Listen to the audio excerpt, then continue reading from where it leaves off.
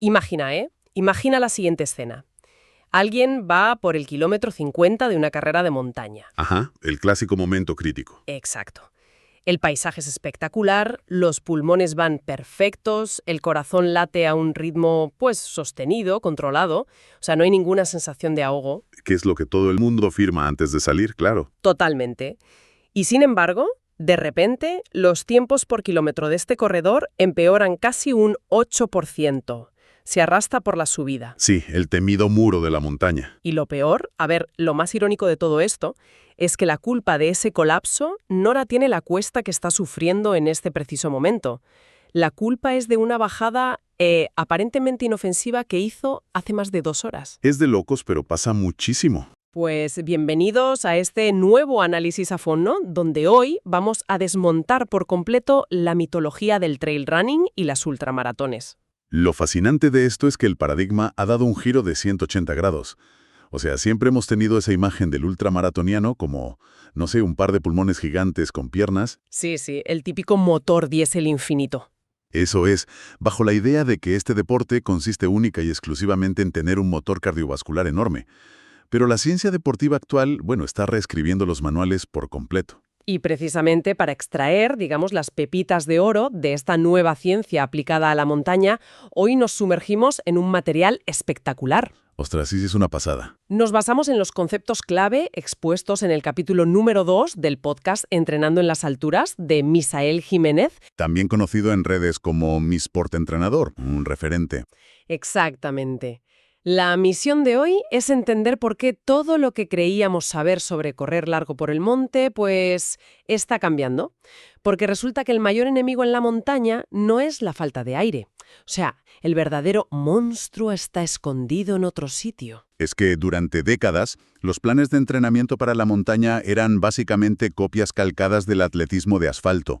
Se cogía el plan y, bueno, se le sumaban unas cuantas cuestas y a correr. Y ya está, ¿no? Problema resuelto. Claro, pero los datos recientes, que además están apoyados por análisis biomecánicos en tiempo real, nos demuestran algo muy distinto. Las carreras modernas de larga distancia no se ganan simplemente corriendo rápido hacia arriba. ¿Qué va? Para nada. Se ganan caminando de forma ultra eficiente y sobre todo sobreviviendo al destrozo mecánico de los descensos. Vale, vamos a desgranar esto paso a paso porque es un cambio de mentalidad brutal. Sí, rompe muchos esquemas. A ver, si el motor cardiovascular, esa capacidad aeróbica que siempre hemos idolatrado, ya no es el único rey de la montaña, ¿qué es lo que realmente frena a un corredor? Esa es la gran pregunta. Porque es esa sensación clásica, donde uno cree que va sobrado de cardio, pero ostras, las piernas parecen de cemento. Alguien que puede correr una maratón de asfalto rapidísimo, de repente colapsa en un ultratrail. Y aquí es donde las notas de Misael Jiménez introducen un término que, literalmente, está revolucionando los planes de entrenamiento. La famosa durability, ¿verdad? O resistencia a la fatiga. Exacto. De hecho, la durability es la métrica que está obsesionando a los fisiólogos ahora mismo, porque tradicionalmente el rendimiento se medía con variables estáticas. Como el VO2 máximo y esas cosas. Claro, el VO2 máximo, que es la cantidad máxima de oxígeno que el cuerpo puede procesar. Pero, a ver, el gran problema de esa métrica es que siempre se evalúa con el atleta fresco, en un laboratorio a los 20 minutos de empezar. Ya, claro, pero la realidad de la montaña es otra totalmente distinta. Es que no tiene nada que ver. ¿Qué ocurre dentro del organismo después de 4, 6 o 10 horas de esfuerzo continuo? Pues que el cuerpo no es el mismo en el kilómetro 5 que en el 80. Para nada. Hay un estudio reciente y, bueno, muy revelador, que demostró que tras una fatiga prolongada, el rendimiento no decae por igual en todos los terrenos. O sea, no vas más lento en general y ya está. No. Cae en picado, de forma muy específica, en los segmentos de subida. Los datos indican que el tiempo total de carrera puede aumentar en aproximadamente un 7,7% solo por esta pérdida de eficiencia en los ascensos. Madre mía, casi un 8% en una carrera que dura 10 o 15 horas es una eternidad. Estamos hablando de horas de diferencia, sí. Es que es la línea que separa ganar de ni siquiera entrar en el top 10. O la diferencia entre llegar de día o tener que encender el frontal en plena noche. Totalmente. Y lo que más me llama la atención de esta investigación es que señala un culpable muy distinto al que solemos imaginar, Sí, rompe con el mito del cansancio general. porque no es una fatiga central, no es que el cerebro diga basta o que el corazón no dé más de sí. Los datos revelan que la fatiga es principalmente periférica y neuromuscular. Pura fatiga local. Es un estrés metabólico y un daño estructural brutal que ocurre ahí abajo, directamente en las piernas. O sea, que los músculos dicen hasta aquí. Más o menos. Después de horas de absorber impactos y generar fuerza en ángulos imposibles, las fibras musculares de las piernas literalmente dejan de contraerse con la misma eficacia. Uf, qué dolor solo de pensarlo. Y ojo, que no es solo que el músculo esté cansado, es que la comunicación entre el sistema nervioso y el músculo se deteriora profundamente. A ver si lo entiendo bien. Para no usar la típica metáfora aburrida del coche sin gasolina. Venga, a ver. Es como tener el motor de un Ferrari impecable, revolucionado al máximo, pero con los neumáticos pinchados y la suspensión destrozada. Da igual cuánto pises el acelerador, el coche no avanza. Me gusta.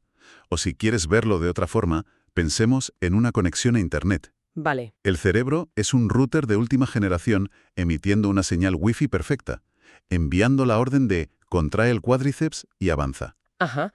Da igual que el router envíe la señal a tope de velocidad, el ordenador está perdiendo paquetes de datos por el camino. Ostras, qué buena analogía. La imagen se congela, el vídeo se queda cargando, ¿no? Exacto. El corazón y los pulmones envían energía, pero el hardware de las piernas ya no puede procesar esa señal eléctrica con la misma velocidad. Claro, los impulsos llegan, pero la fibra muscular, al estar tan dañada, pues no puede ejecutar la contracción como le pide el cerebro. Y por eso la percepción de esfuerzo se dispara. Quien corre siente que respira bien, que va controlado, pero es que no puede ir más rápido. Entiendo. Entonces, el enfoque del entrenamiento tiene que cambiar de raíz. Por completo. Ya no basta con construir un corazón inmenso. La prioridad absoluta es sostener esa función neuromuscular durante horas. Y aquí me surge una duda sobre la aplicación práctica. Si el problema real es que este wifi entre el nervio y el músculo falla por el daño acumulado, ¿cómo se soluciona en el día a día? Bueno, hay estrategias. Porque no me imagino que sea simplemente salir a correr despacio durante más y más horas. No, para nada. La tendencia actual entre los entrenadores es introducir lo que llaman el late race effort. Que sería como simular el esfuerzo de la parte final de la carrera. Eso es. Antes, la clásica tirada larga del domingo era intocable. Se hacía a un ritmo lento y constante, solo para acumular volumen. Sí, hacer piernas, que le decían. Exacto.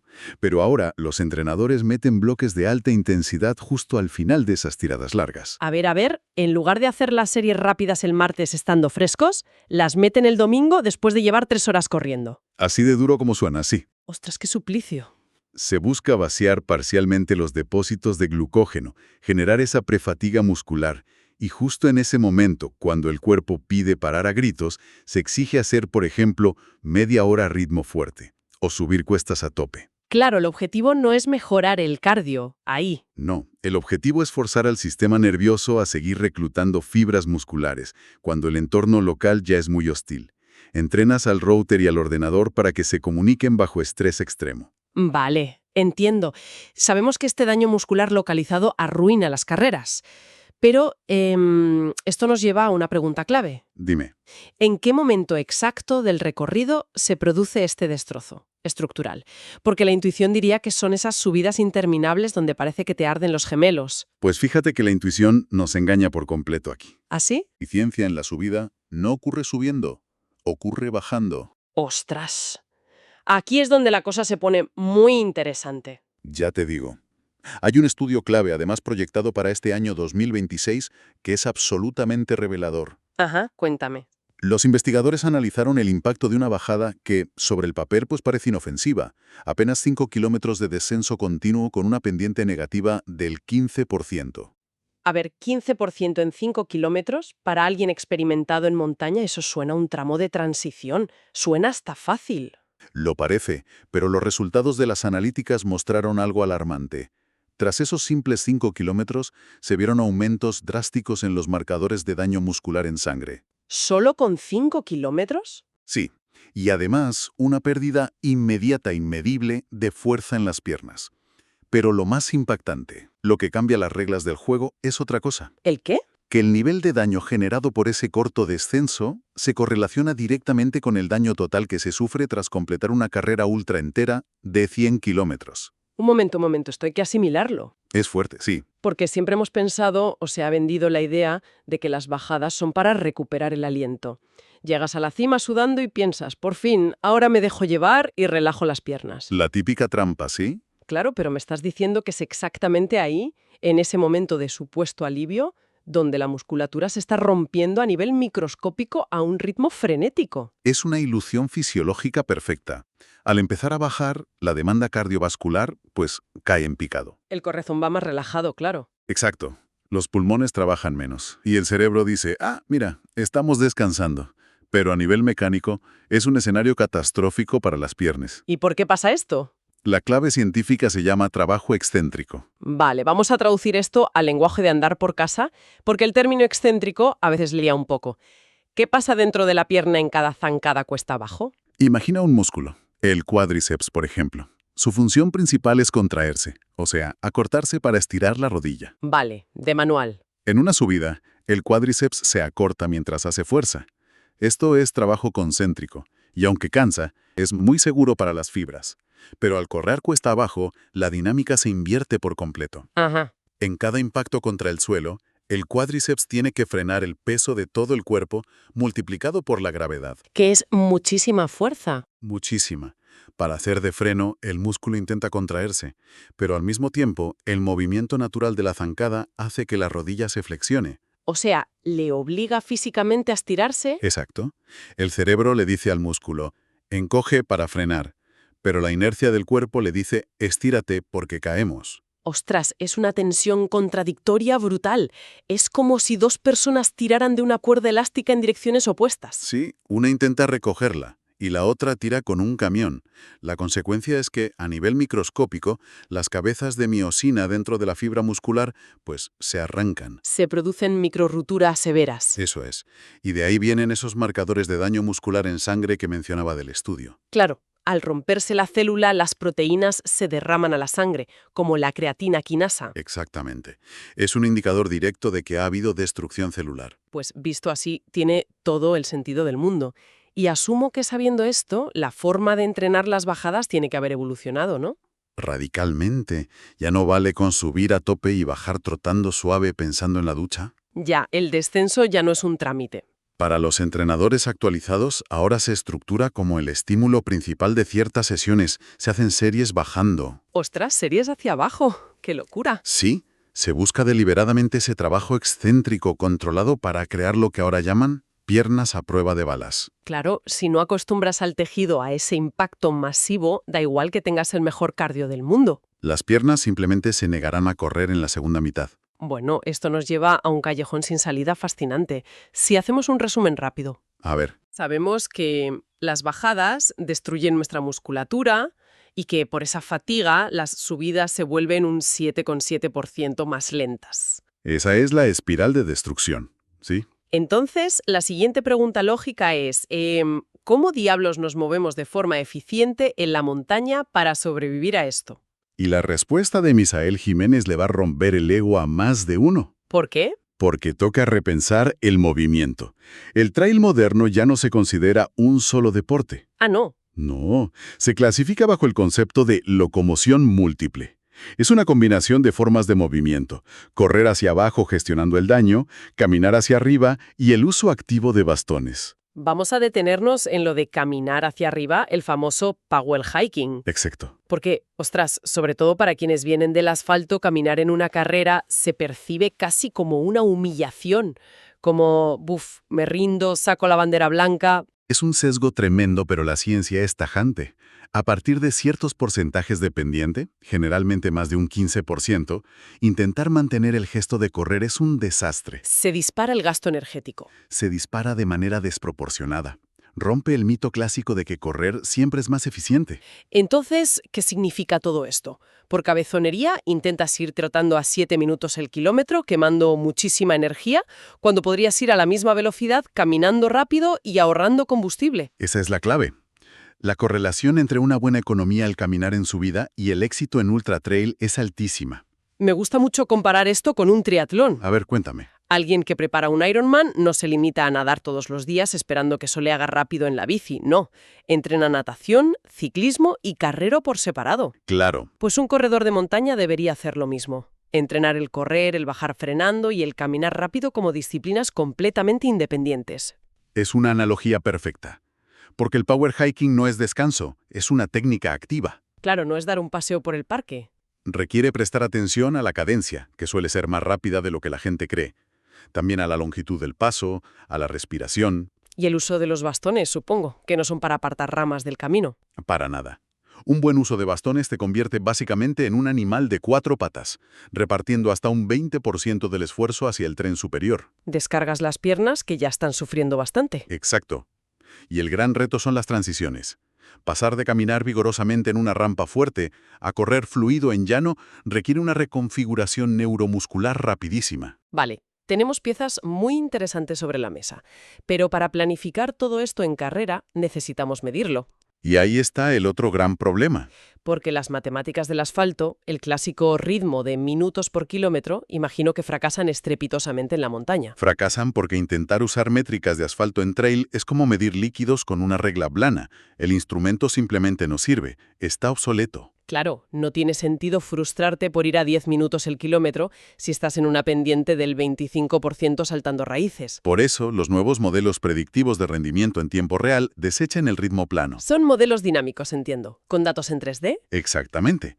Integran el ritmo de subida, la capacidad de embajada, la dificultad técnica del terreno y la posición para lograr un pacing, un ritmo adaptativo. ¡Qué pasada! Y a nivel fisiológico, supongo que subir y bajar requieran patrones biomecánicos totalmente distintos. Totalmente. De hecho, las revisiones recientes confirman algo que tira por tierra muchos manuales. ¿El qué? Que no existe una técnica óptima universal. La cadencia, el uso de los brazos, la pisada, todo modifica el coste energético de manera súper individual. Depende de la antropometría de cada persona, ¿no? La longitud del fémur, las articulaciones. Eso es, la huella dactilar biomecánica de cada uno. Me encanta verlo así. Correr en asfalto es como resolver una línea recta en 2D, pero correr en trail es armar un rompecabezas en 3D donde cada persona necesita piezas con formas ligeramente diferentes. Y por eso los entrenadores hoy en día hacen casi artesanía fisiológica con cada corredor. Bueno, madre mía, la cantidad de mitos que acabamos de derribar. Vamos a hacer una recapitulación ágil. Venga. Los pilares que hemos extraído hoy. Primero, la durability como rey absoluto. Segundo, el trabajo de fuerza para ese trauma excéntrico de las bajadas. Tercero, profesionalizar el power hiking. Ajá. Y cuarto, usar datos de terreno, olvidarse del asfalto y encontrar la biomecánica propia. Si conectamos todo esto con una perspectiva más amplia, vemos que el rendimiento deportivo moderno es una sinfonía perfecta. ¿Entre qué? Entre la resistencia bruta del cuerpo para soportar el daño y la inteligencia táctica aplicada milimétricamente a cada tipo de terreno. Y esto nos deja con una reflexión final espectacular, para quienes nos escuchan. A ver, Con este cambio constante de correr a caminar, usar bastones, absolver impactos, todo en décimas de segundo y bajo fatiga extrema, es posible que en el futuro del ultra trail la mayor ventaja competitiva ya no sea física, sino puramente neurológica. ostras, qué buena pregunta. Será el ganador no quien tenga los músculos más fuertes, sino el cerebro más ágil para reconfigurar su sistema nervioso y cambiar de marcha sin dudarlo. Ahí queda eso, para que le den una vuelta en la próxima salida a la montaña. Hasta el próximo análisis a fondo.